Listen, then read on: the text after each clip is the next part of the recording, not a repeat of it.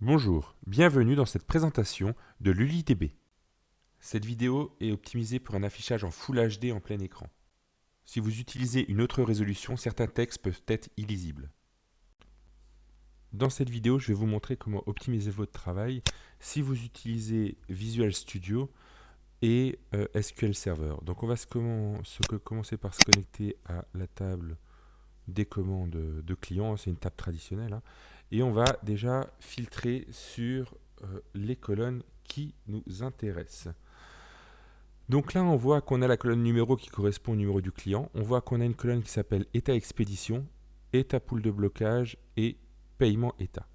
Donc souvent, quand vous êtes dans des logiciels, ce qui se passe, c'est que vous avez dans la base de données des valeurs numériques qui correspondent à des énumérations dans votre code source. Alors là, ce qu'on va faire, c'est qu'on va paramétrer un répertoire de code source qui correspond à un répertoire Visual Studio. On va enregistrer. Il va automatiquement scanner l'intégralité du dossier du code source et il va en ressortir les énumérations. Et là, à l'écran, vous n'allez plus avoir vous allez plus avoir des valeurs numériques, mais vous allez avoir directement les énumérations du code source. Donc on va aller sur une valeur, on voit que la valeur de l'énum c'est 1 partiellement expédié. On voit que les différentes valeurs sur la partie de gauche sont affichées non expédié 0, partiellement expédié 1, totalement expédié. Et si vous appuyez sur la touche F2, il va vous ouvrir pour pouvoir choisir la valeur. Il va vous donner aussi certaines informations. Il va vous dire que l'énumération, donc le nom de l'énum dans le code source, c'est enum état expédition, qu'elle ne contient pas de flag, c'est-à-dire qu'on n'a pas mis un attribut flag au-dessus de l'énumération. Ça veut dire que quand vous cochez, vous ne pouvez en cocher qu'une, d'accord ? L'origine, c'est .NET. Aujourd'hui, il n'y a que .NET, mais demain, d'autres langages sont prévus. Et vous avez le chemin du code source où le fichier a été trouvé, où l'enum a été trouvé. Ensuite, si vous cliquez sur code, il vous affiche directement le code source extrait de votre projet. Donc là, on voit que l'enum, elle est déclarée. On voit public enum état expédition, donc non expédié, partiellement expédié, totalement expédié. Il n'y a pas de flag et vous avez le petit en-tête au-dessus qui correspond, c'est un petit en-tête XML qui correspond aux informations pour que l'UIDB soit capable de faire la relation avec votre champ. Voilà. Donc jusque-là, c'est quand même pratique parce que c'est un avantage, ça évite de chercher une documentation pour comprendre ce qui se passe. Et même si vous aviez une documentation sous la main, bah, vous auriez des 0, des 1, des 2. Alors admettons que vous avez même des trucs un petit peu plus complexes. C'est quand même difficile de comprendre ce qui se passe, même avec la documentation sous les yeux. C'est encore pire, on va voir la deuxième colonne. Et bien la deuxième colonne, c'est une colonne qui contient des enums en mode flag, c'est-à-dire en mode bit, hein, c'est-à-dire c'est 1, plus 2, plus 4, plus 8, plus 16, plus 32.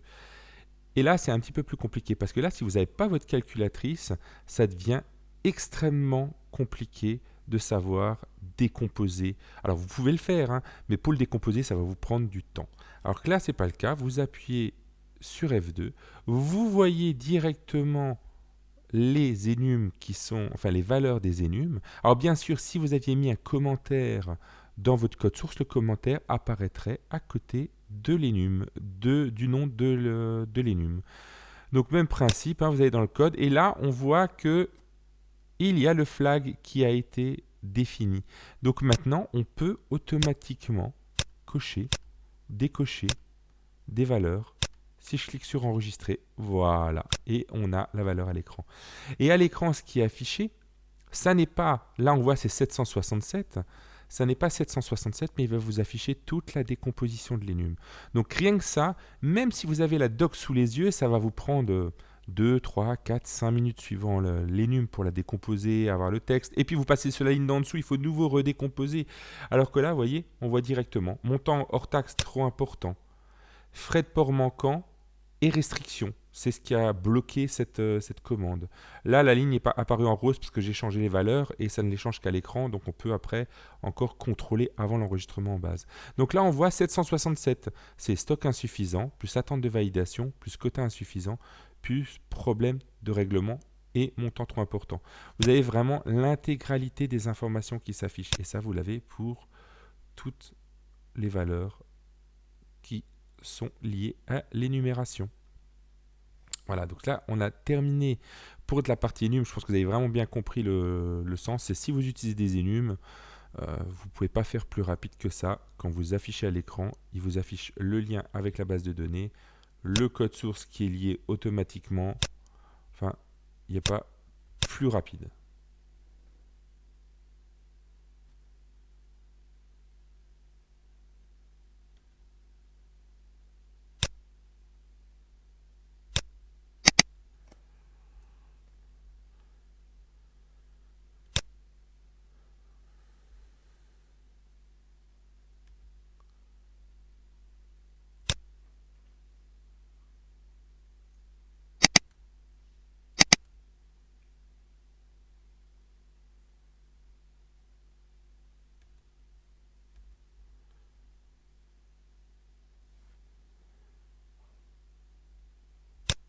Maintenant, je vais vous montrer comment exécuter une synchro SQL.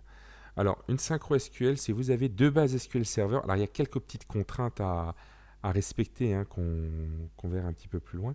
Mais ça vous permet, en fin de compte, de faire des synchros, mais en full SQL. Et en tenant compte de toutes les relations de votre base de données. Donc, on fait ça. On fait data transfer. Donc, voilà. On va prendre localhost des deux côtés. Donc là, vous avez l'intégralité des machines et on va vouloir copier de fusion test vers fusion recette. On va lui dire ne pas créer les tables manquantes, ne pas donner d'exception à la création de la structure et on va exécuter. Alors là, il va directement vous ouvrir la liste des tables qui peut synchroniser. Il va vous indiquer certaines informations. Est-ce que la table est synchronisable? Est-ce qu'il y a une auto-jointure? Est-ce que la table est vide? Est-ce que les colonnes sont identiques? Tout ce genre d'informations. Et là, vous avez une petite option. Soit vous pouvez exécuter directement la synchro, ou alors vous pouvez exécuter la génération du SQL. Donc nous, on va tout prendre. C'est-à-dire que là, ce qu'il faut comprendre en cliquant sur Ajouter, Modifier ou Supprimer, il va prendre les lignes qui sont dans la base de données source et les mettre dans la base de données de destination. Il va prendre les lignes de la base de données source qui existent dans la destination et il va les remettre en état pour qu'elles correspondent à la source. Et s'il y a des lignes dans la destination qui ne sont pas dans la source, il va alors les supprimer de la destination. Quand la synchro sera finie, les deux bases seront totalement identiques. La petite subtilité, donc on va générer le fichier SQL. Voilà, on va le mettre sur le bureau. Donc migration de fusion test vers fusion recette, le truc avec la date. Voilà, enregistré. Voilà, c'est enregistré. On va maintenant ouvrir le fichier dans Management Studio et je vais vous expliquer maintenant ce qu'a fait le logiciel. Donc voilà, là on tombe sur le script SQL qui a été généré. On voit qu'il nous donne la date de génération, il nous dit de quelle est la base de données source où les données doivent être lues et quelle est la base de données de destination où les données doivent être synchronisées. Donc là, on voit aussi qu'il y a add, update, delete, true, c'est ce qu'on a coché dans l'interface, c'est pour se rappeler qu'est-ce qui a été validé dans le script. Et là, on a les requêtes de synchronisation qui ont été écrites. Donc, ce qu'il faut savoir, c'est que d'abord, vous avez tous les add.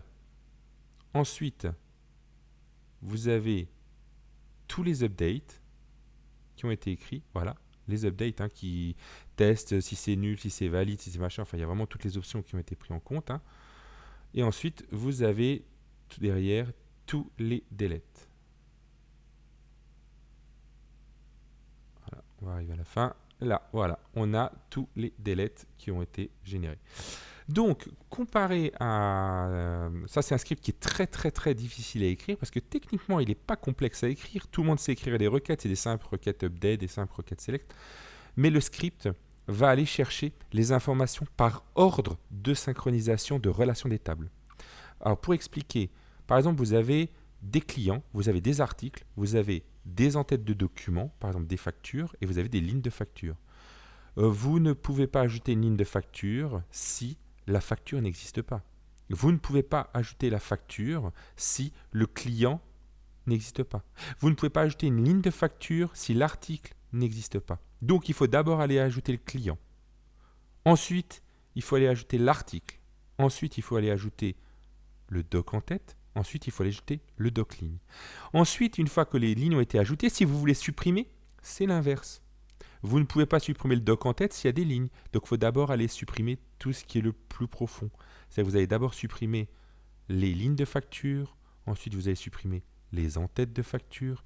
Et ensuite, vous allez pouvoir supprimer les articles ou les clients. Et c'est cette gymnastique-là qui est presque irréalisable humainement. Si vous avez une table, comme c'est le cas là, la base que je vous parle, j'ai environ 150 tables avec des relations dans tous les sens, pour écrire ça, vous allez passer des semaines, peut-être même des mois. Là, le script, il est fait en 15 secondes. C'est vraiment une option. Et ensuite, il vous suffit juste de cliquer sur F5, il exécute le script et vos deux bases sont à jour. Alors après, il y a quelques petites contraintes. Vous ne pouvez pas avoir de var binary parce que les var binary ne peuvent pas être synchronisés en SQL. Et vous ne pouvez pas avoir de champs de type image. Voilà, ces champs-là ne peuvent pas être synchronisés. Ils ne seront d'ailleurs pas pris et ils resteront à nul si jamais vous effectuez ce type de synchronisation. Cette présentation est maintenant terminée. Je vous remercie de l'avoir suivie. Si vous souhaitez voir d'autres vidéos, rendez-vous sur lulidb.com ou sur ma chaîne YouTube.